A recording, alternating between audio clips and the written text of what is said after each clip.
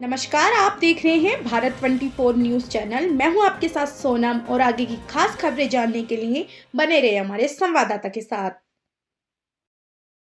आर्यन देव उनियाल ने किया मसूरी और उत्तराखंड का नाम गौरवान्वित। मसूरी बार एसोसिएशन के तत्वाधान में आयोजित अभिनंदन एवं सम्मान समारोह में अधिवक्ता आर्यन देव उनियाल को उत्तराखंड हाईकोर्ट में सेंट्रल गवर्नमेंट स्टैंडिंग काउंसिल नियुक्त किए जाने पर सम्मानित किया गया। इस मौके पर शहर के विभिन्न सामाजिक एवं राजनीतिक संगठनों ने भी उनका शॉल व बुके देकर सम्मानित किया व कहा कि आर्यन देव उनियाल की यह उपलब्धि मसूरी के लिए गौरवान्वित करने वाली है। एक होटल के सभागार में आयोजित सम्मान समारोह का शुभारंभ दीप प्रज्वलित कर किया गया। इस मौके पर मसूरी बार एसोसिएशन के महासचिव मनोज सैली ने सम्मान समारोह में आए सभी अतिथियों का स्वागत आभार व्यक्त किया। कहा कि आर्यन देव उनियाल मसूरी का युवा अधिवक्ता है जिसने कम उम्र में भारत सरकार की ओर से उत्तराखंड हाईकोर्ट नैनीताल के लिए स्टैंडिंग काउंसिल नियुक्त हुए, जो मसूरी व मसूरी के अधिवक्ताओं के लिए गर्व की बात है। इस मौके पर अधिवक्ता विदुषी निशंक ने कहा कि जब भी कोई व्यक्ति निस्वार्थ भाव से कार्य करता है तो उसे सम्मान जरूर मिलता है। यह आर्यन के वर्षों के संघर्ष का परिणाम है जो उनके परिवार से संस्कारों से मिला है। इस मौके पर आर्यन देव उनियाल ने कहा कि जो भी पद व सम्मान मुझे मिला है वो मसूरी के लोगों के आशीर्वाद से मिला है। उन्होंने कहा कि वो पूर्व प्रधानमंत्री अटल बिहारी वाजपेयी व प्रधानमंत्री नरेंद्र मोदी के पद चिन्हों पर चलकर आगे बढ़ना चाहता है। शहर में जो भी समस्याएं होगी उस पर जरूर बोलूंगा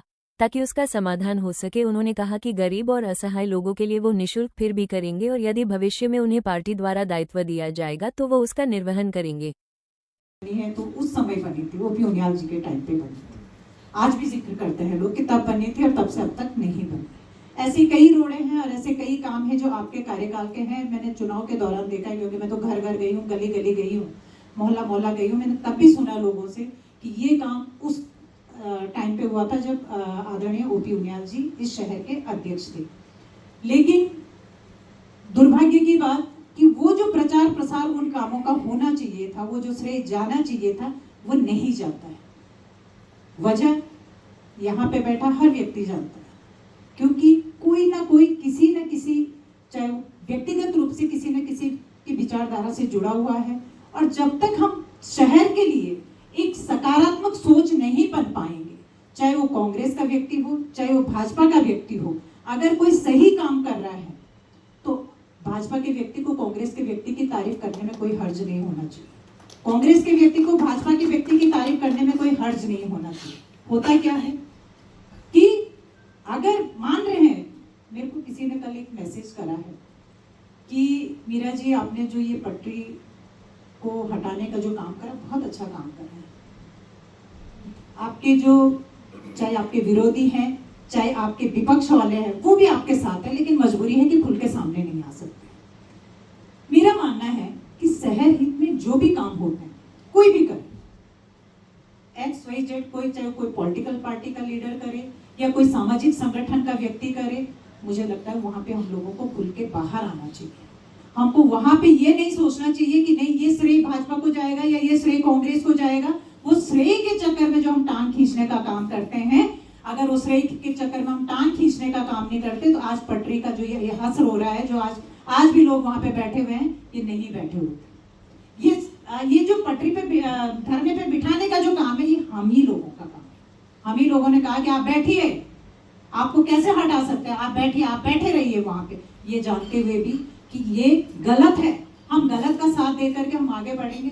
तो ये जो चीजें हैं, और होता क्या है, मैंने देखा है, क्योंकि पटरी वाले इशू पे ही मैंने देखा है, 10 लोग होते हैं, 10 लोग होते हैं जो शहर का कुप्रचार करते हैं, शहर की छवि को धूमिल करने का काम 10 लोग करते हैं। कि पूरे तालाब को, अगर पूरे तालाब को गंदा करने का काम एक मछली काफी है, वही इस शहर में, मुझे लगता है, मेरी ये व्यक्तिगत सोच है।